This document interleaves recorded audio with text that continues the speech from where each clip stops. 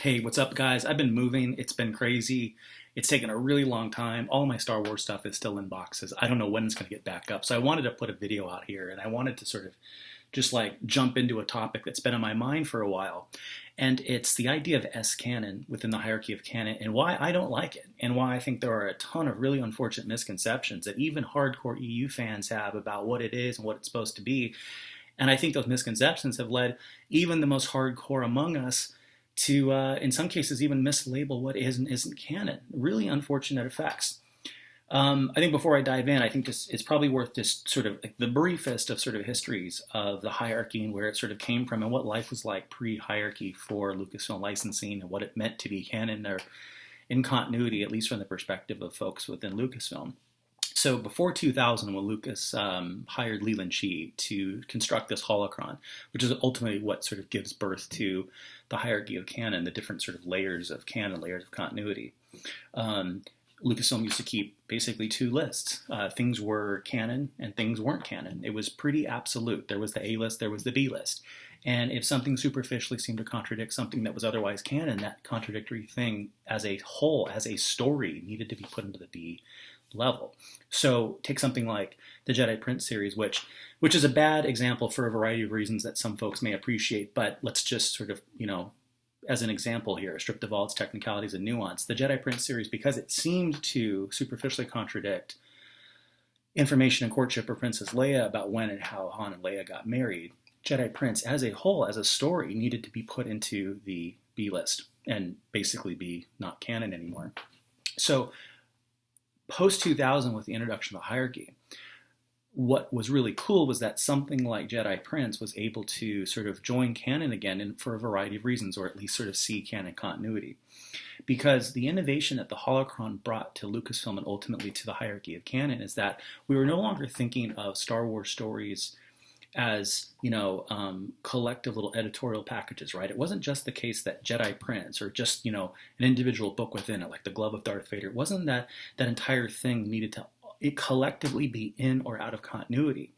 It was that every individual element within the story could be C canon or de-elevated to S canon or occasionally, re-elevated back up to C canon with some clever retcon, within other C canon works, right? So now let's just assume, for the sake of argument, that there is something contradictory about what the Jedi Prince series says about Han and Leia getting married. Again, those of you who know the full story know that this is a bad example for a variety of sort of reasons because of what we know about what the story would have ultimately said about them getting married. But let's just put that aside for now. But let's assume there was some contradiction. What the hierarchy allows us to do is to take that individual element of the Jedi Prince saga and simply de-elevate it to a different level. So it's no longer C canon, maybe it's S canon, but everything else gets to be C canon. And again, if at some point some C canon content's able to sort of find a way of making sense of the thing that within that story has been elevated or de-elevated to S canon, they can effectively pull it by retconning or whatever they need to do. So the major innovation beyond just the idea of different hierarchies of canon that need to sort of respect one another, right? With G being on top and C and so forth, is that every story is now broken up into tons of individual elements, right?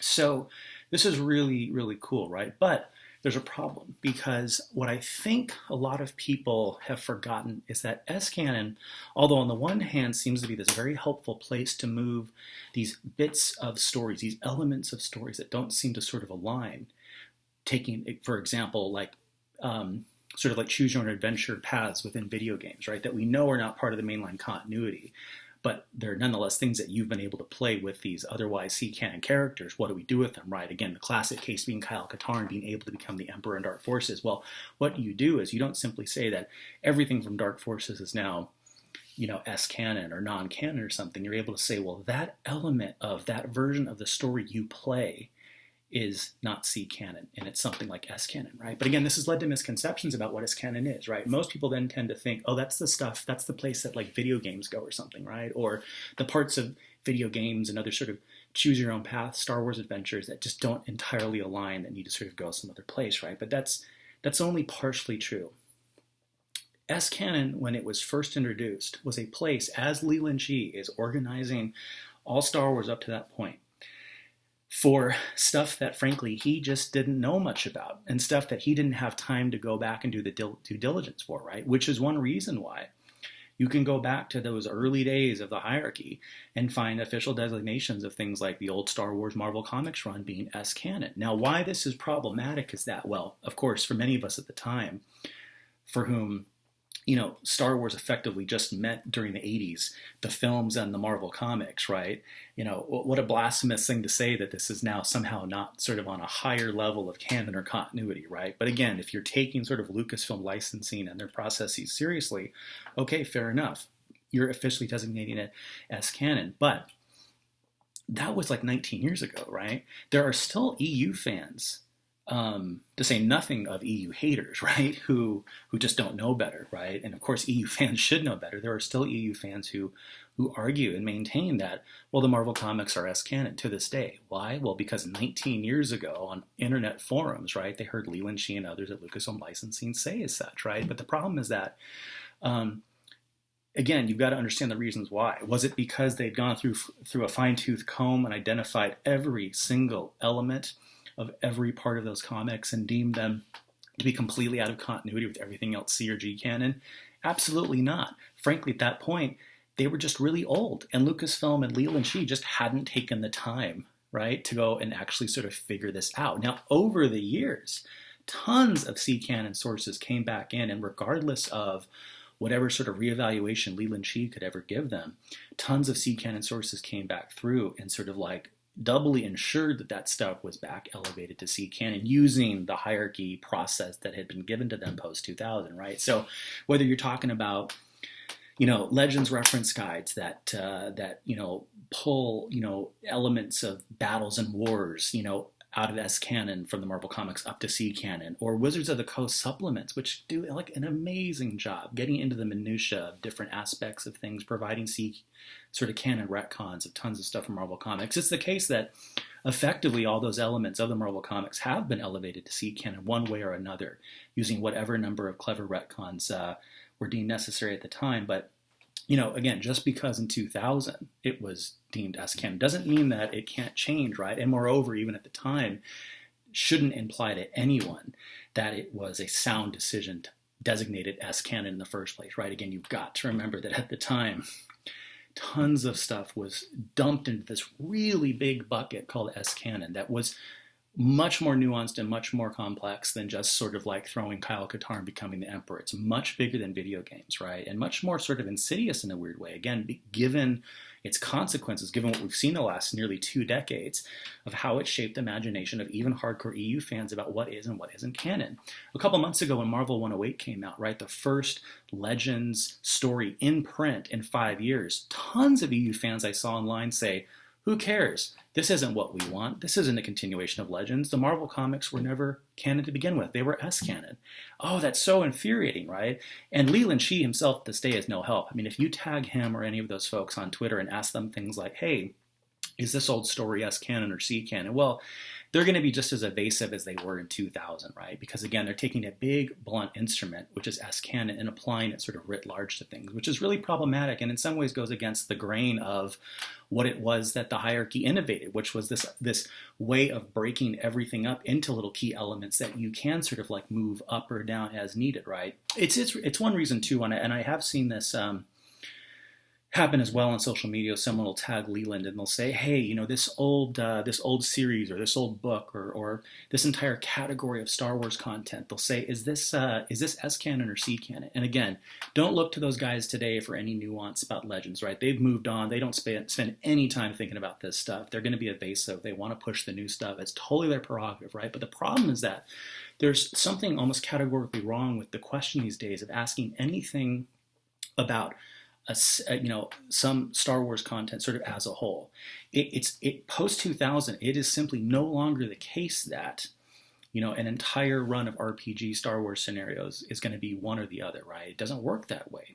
Pre 2000, you could have said, well, again, taking the Jedi Prince example, that particular children's series, that's non-canon based on this sort of criterion, right? But post 2000, I can't answer that question. You would need to show me which specific story and which specific element, right? So it's all about breaking it up into sort of its little, sort of almost cellular, elemental level and figuring out which things fit and which things don't in the overall C-canon continuity, right? So really important, I think, to get this right. I think we can finally rescue sort of Marvel Comics from many people's, sort of Star Wars dustbin, right? Like it's almost disgusting how many people have stopped paying attention to Marvel Comics, even in the face of getting 108, thinking that it's not canon in the first place, right? Nothing could really be further from the truth, even using the hierarchy's sort of own tools and methods, right?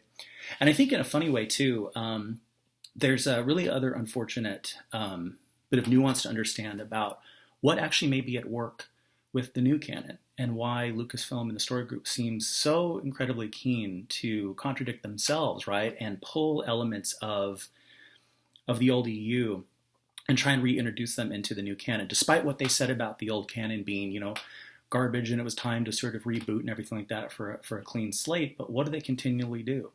They'll take an element of a character from the EU, like the existence of a blue chiss named Thrawn, right? Now, it's not the EU's Thrawn. By definition, it's from a different canon. And, according to every source we've seen, it's a character with a slightly different backstory, slightly different physical appearance, different sorts of activities along different points in this new timeline, right?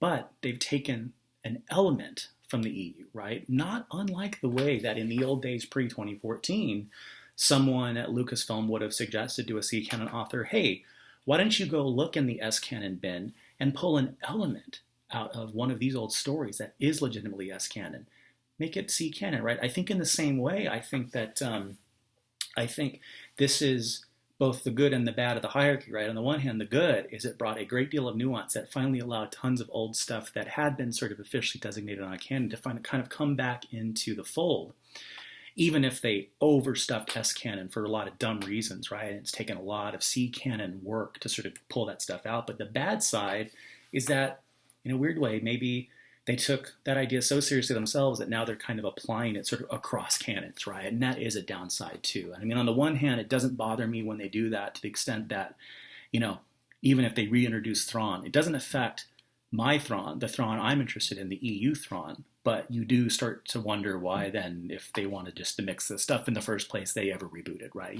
But that sort of ship has sailed, which is why I'm primarily interested in simply getting more stories, more legends content with the old Thrawn, right? And I can let them have the new Thrawn, right?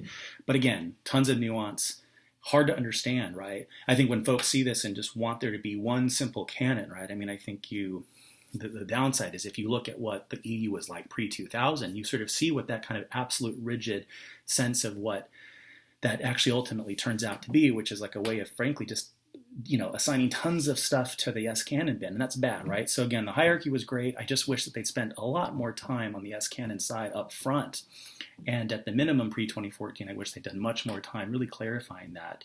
Yeah, we might have said something in 2000 about taking the Marvel Comics, for example, them being canon or not, right?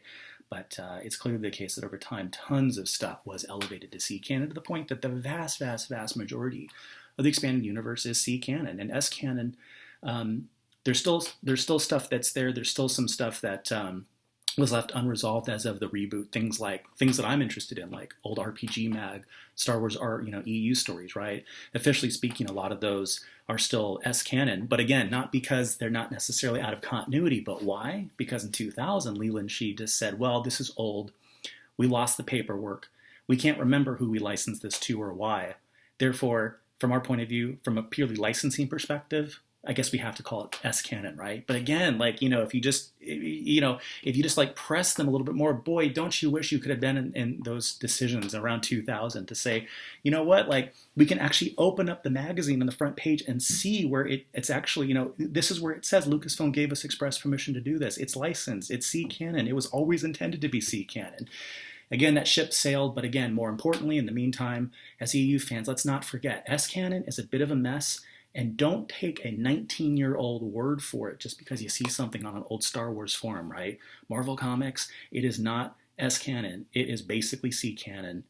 Go out there, read it, love it, support 108, and end of rant. Hopefully we've moved the needle a little bit on S-canon, but it's tough stuff.